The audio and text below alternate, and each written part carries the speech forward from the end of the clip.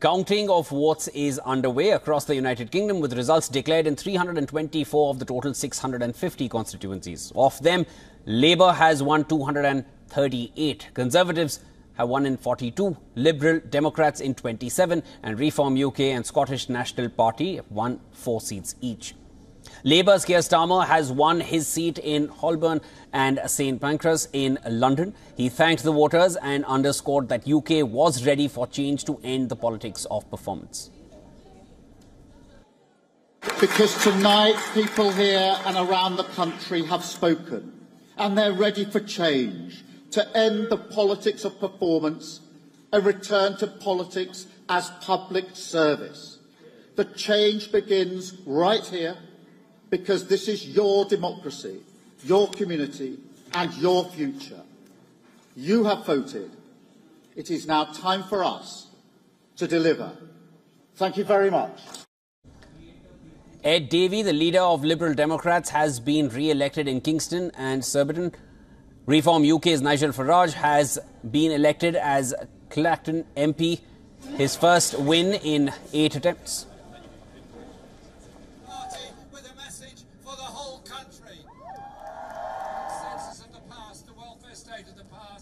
Jeremy Corbyn has been re-elected as MP for Islington North as an independent in high-profile upsets for the Conservatives. Leader of the House of Commons, Penny Mordaunt, has narrowly lost in her constituency, Portsmouth North.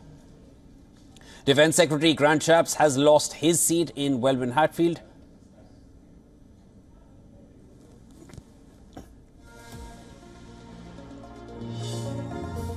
All right, for more on this, we are now being joined by Adam Schwartz, who is a writer and political commentator. He's joining us live from London. Adam, pleasure to have you here with us. What does a Labour win mean for UK, and what kind of a change can we expect? Who could get those key roles in a Labour government? Talk to us. Well, it's certainly an extraordinary and a historic night of political theatre in the UK. We've just had the exit polls released about 6 hours ago.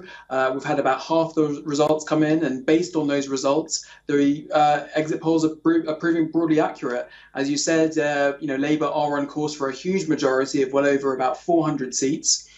So, of course, this would be a dramatic change to the current situation where we had a Conservative government for the last 14 years.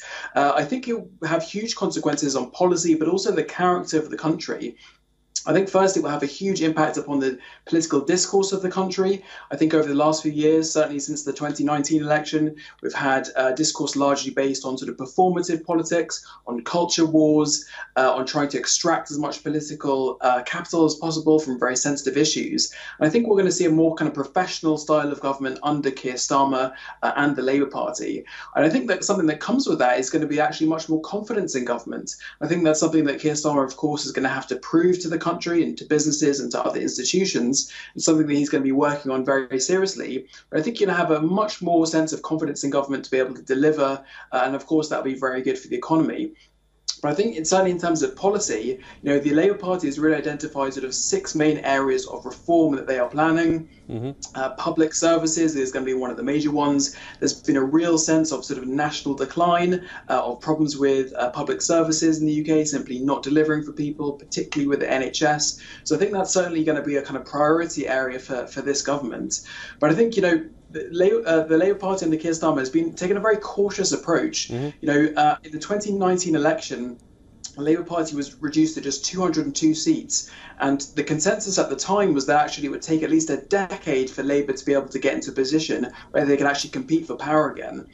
So the fact that Keir Starmer and the Labour Party has not only achieved a majority, but actually historic landslide, I think is something that is so extraordinary and something that really speaks to both his ability to change the Labour Party, but also the state that the Conservative Party has left the country in. And it's a testament to the fact that UK is indeed ready for change after these 14 long years. Now, internationally, when one views the election results that are coming in, and as expected, how do you assess UK's foreign policy? Do you find any kind of changes that one can expect under Starmer's leadership? Well, again, Starmer's taken a very cautious approach to the issue of foreign policy and defence, and he's broadly been quite consistent with the incumbent Conservative Party on a whole number of major issues, on NATO, on support for Ukraine. But I think really one of the major changes is going to be the way that the new Labour government kind of approaches the issue of international trade.